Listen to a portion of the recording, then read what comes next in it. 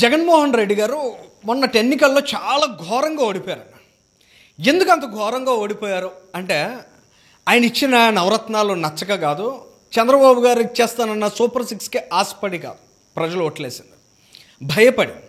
జగన్మోహన్ రెడ్డి ఆయన ప్రభుత్వ హయాంలో ఆయన నేతృత్వంలోని కొంతమంది నాయకులు సృష్టించినటువంటి బీభత్సాన్ని చూసి అల్లాడిపోయి వణికిపోయి ప్రజలందరూ భయభ్రాంతులకు లోనై జగన్మోహన్ రెడ్డి మళ్ళీ గెలవకూడదు, ఈ జగన్ రెడ్డి మళ్ళీ ముఖ్యమంత్రి అయితే మా ఆస్తులకు రక్షణ ఉండదు, మా ప్రాణాలకు రక్షణ ఉండదు, అత్యంత దాష్టీకమైనటువంటి రాజ్యాన్ని ఆంధ్రప్రదేశ్ రాష్ట్రంలో ఈయన స్థాపిస్తాడు అని ఒక భయం ప్రజల్లో క్రియేట్ అయింది. ఆ భయం కారణంగా ఆయన 11 సీట్లకు పరిమితం అయిపోవాల్సినటువంటి దుస్థితి ఆయనకు వచ్చింది. సరే, ఇదంతా నిజమేనా? జగన్మోహన్ రెడ్డి నిజంగా గెలిచి ఉంటే అలాంటి అరాచకమైన సిచ్యువేషన్ ఉండేదా అంటే ఖచ్చితంగా ఉండేదేమో. ఎందుకంటే పెద్దిరెడ్డి రామచంద్రారెడ్డి గారు అడవిని మింగేశారు, కాజేశారు, కొల్లగొట్టారని నిన్నటి నుంచి మీడియాలో రాద్ధాంతం చూస్తున్నాం.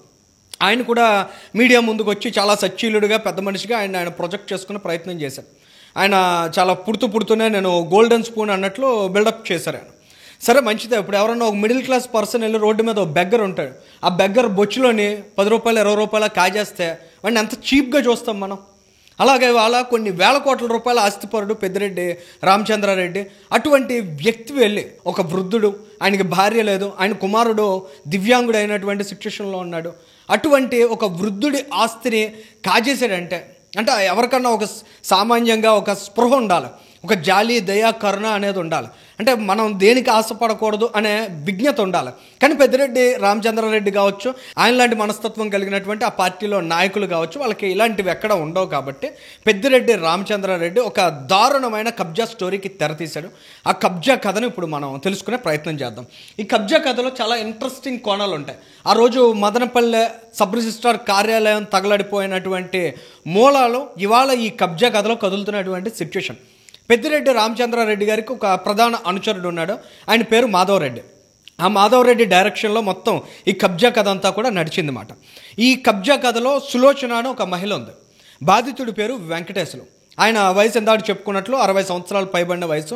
ఆయనకు ఒకే ఒక కుమారుడు ఉన్నాడు, దివ్యాంగుడు అతను. ఆయనకి 100 కోట్ల రూపాయలకు పైబడినటువంటి ప్రాపర్టీస్ ఉన్నాయి. వీటన్నిటి మీద పెద్దిరెడ్డి రామచంద్రారెడ్డి అండ్ టీం కన్నేసింది.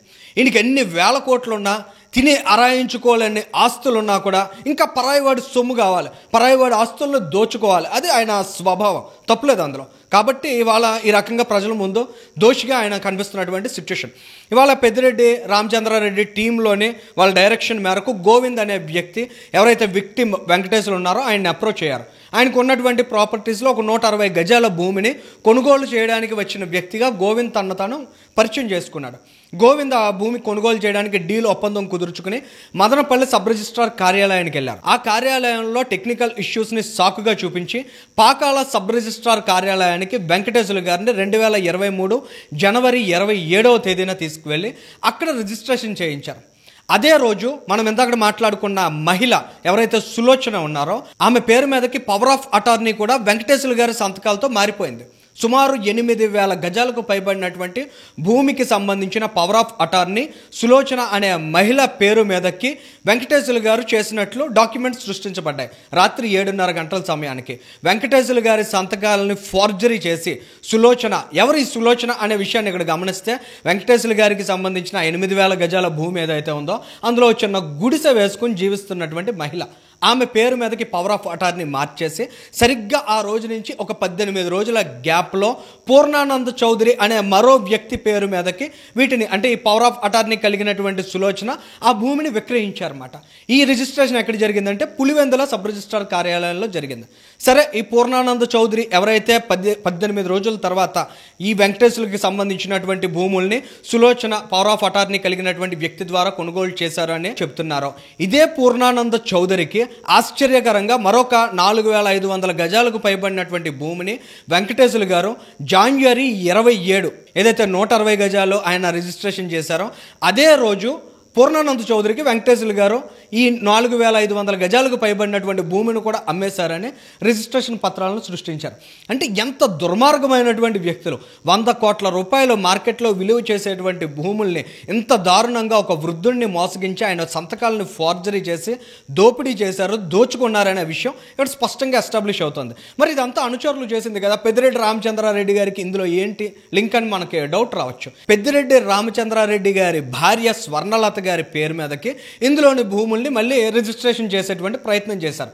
ఈ సమయానికి వెంకటేశ్వర్లు గారికి జరిగినటువంటి భాగోతం అంతా తెలిసిందే. ఆయన ఇమీడియట్గా పోలీసులను ఆశ్రయించారు. కూటమి ప్రభుత్వం వచ్చింది కాబట్టి ఆయన కాస్త సాహసం చేసి పోలీసులను ఆశ్రయించారు. పోలీసులు కేసు రిజిస్టర్ చేశారు. ఇమీడియట్గా మదనపల్లె సబ్ రిజిస్ట్రార్ కార్యాలయానికి ఆ సమాచారం అందింది.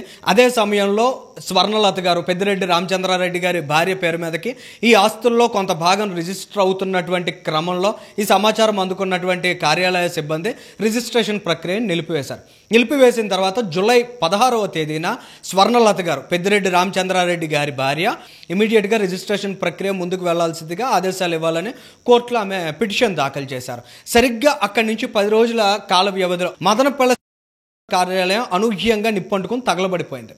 ఈ లింక్స్ని ఒక్కసారి మనం డాట్స్ని కలిపినట్లయితే పెద్దిరెడ్డి రామచంద్రారెడ్డి గారు ఈ డ్రామా అంతా వెనుకుండి నడిపారనేటువంటి ఆలోచన, అభిప్రాయం చాలా బలంగా ధృవీకరించబడుతుంది. ఈ పెద్దిరెడ్డి రామచంద్రారెడ్డి గారికి ఈ మదనపల్లె కార్యాలయం తగలబడిపోవడంలో లింక్స్ ఉన్నాయి అనే ప్రచారం పెద్ద ఎత్తున జరిగింది. ఆ ప్రచారం తరువాత స్వర్ణలత గారు కోర్టులో దాఖలు చేసినటువంటి పిటిషన్ని ఉపసంహరించుకున్నారు. ఈ ఎంటైర్ ఎపిసోడ్ చూస్తే ఒక వృద్ధుడి ఆస్తిని కొట్టేయడానికి పెద్దిరెడ్డి రామచంద్రారెడ్డి తన అధికారాన్ని, తన బలాన్ని, తన బలగాన్ని ఏ స్థాయిలో వాడారనే విషయం చాలా స్పష్టంగా ఎస్టాబ్లిష్ అవుతుంది. ఇది ఒక్కటే ఇష్యూనా ఆంధ్రప్రదేశ్లో జరిగిందంటే కాదు, ఇలాంటివి అనేకం జరిగాయి. కానీ ఇవాళ ఎందుకు వారంతా బాధితులు బయటికి రాలేకపోతున్నారంటే మదనపల్లె ఫైల్స్ తగలబెట్టించింది పెద్దిరెడ్డి రామచంద్రారెడ్డి అని ఒక బలమైనటువంటి ఆలోచన ప్రజల్లో ఉన్నప్పటికీ ఆయన నన్ను చాలా ధైర్యంగా సవాల్ చేస్తున్నారు. ఈ కూటమి ప్రభుత్వం నన్ను ఏం పీకింది, ఏం పీకుతారు అని కూడా ఆయన క్వశ్చన్ చేశారు చాలా ధైర్యంగా ఒక ఇంటర్వ్యూలో. సో ఇవాళ పెద్దిరెడ్డి రామచంద్రారెడ్డిని కూటమి ప్రభుత్వం ఏమీ పీకలేదనే విషయాన్ని ఆయన చెప్పకనే చెబుతున్నారు. ఇలాంటి సిచ్యువేషన్ ఉన్నటువంటి తరుణంలో కూటమి ప్రభుత్వం కూడా ఈ రోజు వరకు ఆయన మీద అలాంటి చర్యలు చేపట్టలేదు కాబట్టి సో బాధితులందరూ బయటకు వచ్చి ఎక్స్ప్రెసివ్గా వాళ్ళకి జరిగినటువంటి అన్యాయాన్ని చెప్పే సిచ్యువేషన్ అయితే ప్రస్తుతానికి లేదు. మరి రానున్న రోజుల్లో అయినా పెద్దిరెడ్డి మీద, పెద్దిరెడ్డి చేసిన దాష్టికాలు, అన్యాయాలు, అరాచకాల మీద కూటమి ప్రభుత్వం ఏమైనా చర్యలు చేపడుతుందా? తదుపరి చర్యలు కనుక ఉన్నట్లయితే ఖచ్చితంగా ప్రజల్లో కూడా ఒక కాన్ఫిడెన్స్ క్రియేట్ అవుతుంది. లేదు మనం కూటమి ప్రభుత్వ హయాంలో బయటకు వచ్చి మనకు జరిగిన అన్యాయాన్ని చెప్పుకున్నట్లయితే మనకి న్యాయం జరుగుతుంది అనే ధీమా వారిలో కలిగే అవకాశం ఉంటుంది. లేదు ఆ రోజు సబ్ రిజిస్ట్రార్ కార్యాలయాన్ని తగలబెట్టేసినా ఏం జరగలేదు, ఇవాళ అడవిని కాజేసినా ఏం జరగలేదు, ఈ 100 కోట్ల రూపాయల భూమిని నేను దోచుకున్నా కూడా నన్ను ఎవరు ఏం పీకలేరు అనే కాన్ఫిడెన్స్ రానున్న రోజుల్లో కూడా ఇదే రకంగా కొనసాగినట్లయితే ప్రజలు ఎవరు బయటకు రారు, తమకు జరిగినటువంటి అన్యాయాలను కూడా చెప్పుకునే అవకాశం ఉండదు. రానున్న రోజుల్లో ఈ వైఎస్ఆర్ కాంగ్రెస్ పార్టీకి సంబంధించిన ఇలాంటి అరాచక మోక మరింత బలిష్టం, బలోపేతం అయ్యే అవకాశం ఉంటుంది.